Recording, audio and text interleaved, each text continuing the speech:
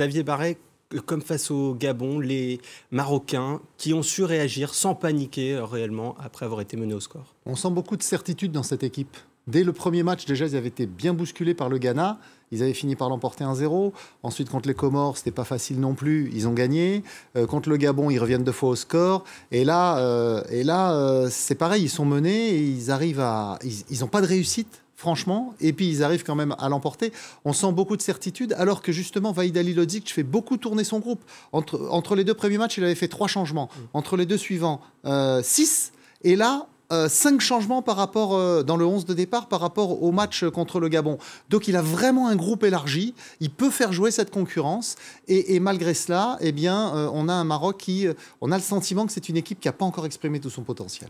Hervé Kouamouo avec une nouvelle fois Achraf Hakimi, réel patron de cette équipe marocaine.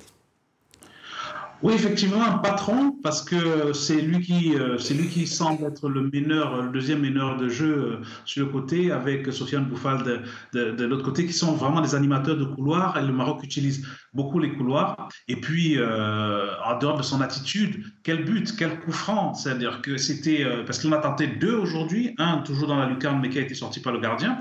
Et il a repris un peu plus loin que celui inscrit contre le Gabon.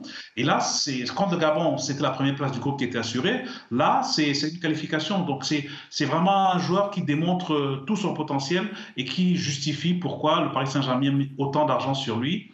Et donc, sur lequel il faudra compter pour avoir un Maroc qui fait une très grosse performance.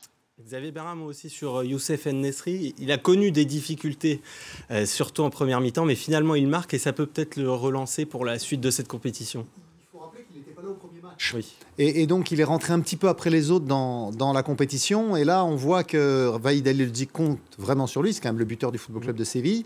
Et finalement, c'est lui qui a trouvé l'ouverture juste avant la mi-temps. Donc, il a vraiment beaucoup contribué à cette réussite collective du Maroc aujourd'hui.